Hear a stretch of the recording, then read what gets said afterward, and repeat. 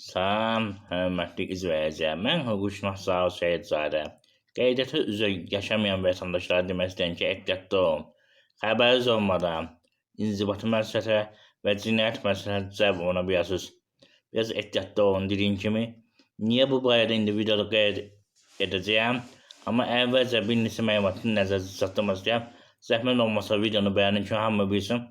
Eyni zamanda YouTube kanalına abunə olun.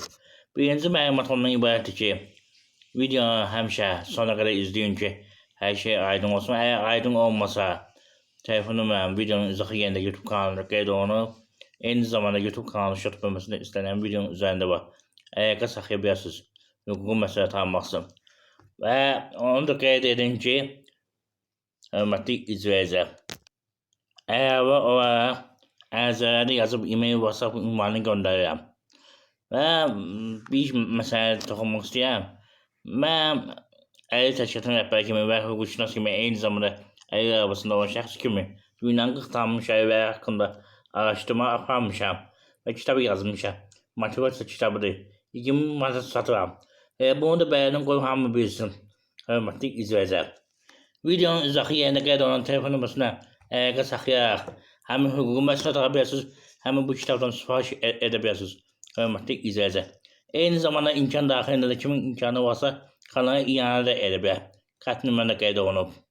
Və bəyənin keçən mövzudakı niyə görə, yəni inzibati məsuliyyəti və həbs məsuliyyəti ola bilər, yəni cinayət məsuliyyətinə cəlb oluna bilərsiniz. Ona görə ki, xəbəriniz olmadan ev yəsi sizi qeydiyyatdan çıxara bilər.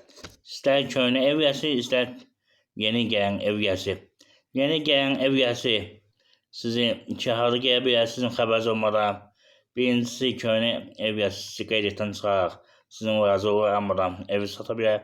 İkincisi, köhnə ev yəsi vəfat etdikdə təzə ev yəsi, yəni vərəsə kimi gəlib pay götürüb evə sahiblənə bilər, sizin xəbəriniz olmadan. Və sonra da məhkəmə iddia verir ki, sizi qeydiyyatdan çıxartsın. Ehtiyatlı olun bu məsələdə. Bir çox vətəndaşlar mənə sual verir ki, bəs bizim xəbərimiz olmadan bizi necə çıxarda bilər? Bəli, mümkündür.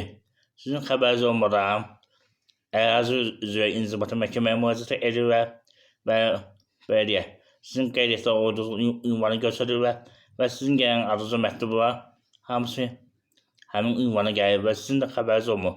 Nəzərə alın, hörmətli izləyicilər. Əsas məsələdən biridir. Vətəndaşlar mənə tez-tez sual verir ki, bəs bizim telefona SMS gəlmir, bizim xəbərimiz yoxdur. Nə olar? Qeyd edin ki, sizin xəbəriniz olmadan ona görə olmur ki, iddia ərizəsində vətəndaş bir başqa telefon nömrəsində qeyd edə bilər. Ona görə sizə SMS gəlmir bilər. Nəzərə alın. Yəni SMS-də arxayın olmayın, hörmətli izləyicilər. SMS biraz adamı aldadır. Ona görə müəyyən məsələdən düzgün istifadə etmək lazımdır. Yəni hüquqlarınızı bilməlisiniz. Onu qeyd edin ki, boşanmış şəxsdə təzminat almaq üçün 3 il ərzində müraciət edə bilər boşandığı gündən. Digər şəxslər isə yəni hər zaman müraciət edə bilər qeydiyyatda olduğu zaman. Eyni zamanda və vərəsələrdə yeni qanuna görə mülkiyyət sahibi vəfat edibsə, artıq 2023-cü il dekabr ayının 26-sından istənilən vaxtı müraciət edə bilər. Yəni 6 ay məsələsi əsasdır. Bunun üçün siz əgər qeydiyyatda olduğunuz yerdə yaşamırsa və imkanınız yoxdursa orada yaşarsınız və yaxud sizə orada buraxmırlarsa, mütləq qaydada həmin evin üzərinə həbs qoyduğum. Mütləq qaydada, hörmətli izləyicilər, vacib bir məsələdən biridir. Və bir daha ona toxunun ki, nəyə görə deyən ki, inzibati məsuliyyətə cəlb oluna bilərsiniz, cinayət məsuliyyətə cəlb oluna bilərsiniz. Ona görə ki, siz həmin qeydiyyatda olduğunuz yerdə çıxardılarsınız, sizin pasportunuz bloku fəaliyyətin itirir və heç yerdə qeydiyyatda olmasınız. Eyni zamanda yaşadığınız evə qeydiyyata düşməz xəbəriniz olmadan, buna görə inzibati məsuliyyətə cəlb oluna bilərsiniz. Eyni zamanda ola bilsin ki, siz vergi ödəyicisi olarsınız Pasport bırakı olduğuna göre, şəxsiyyət vəsiqəsi bırakı olduğuna göre vergi vaxtında ödəməyəsiniz. Və bu da gətirib çıxarır cinayət məsuliyyətinə. Ona göre ehtiyatlı olun. Hörmətli izleyici. Əsas məsələlərdən biridir. Vacib bir məsələdir ki, ehtiyatlı olasınız. Nəzərə alın. Ona göre tez-tez 2 ayləmi, 3 ayləmi şəxsiyyət vəsiqəsini yoxlatdırın. Hörmətli izleyici. Ki, baxın görün, bırak olub yoxsa olmayıb. Bunu bilin, vacib məsələdən biridir. Əks halda dediyim kimi cinayətə məsuliyyətinə cəlb olunarsınız. Cinayət məsuliyyətinə. Nəzərə alın. Orada sizə problem yaranar. Dövlət deyəcək vergi ödəmin qurtardı getdi. Yəni ki, belə deyək də, daha deməyəcək ki, bunu vətəndaş qeydiyyatdadır, pasport bırak olunub, ona görə ödəmir. Deyəcək sadəcə ödəmir. Ona görə belə bir problemlər olmasın deyə, yəni belə deyək, yoxlatdırın. Şəxsiyyət vəsiqəsini yoxlatdırın.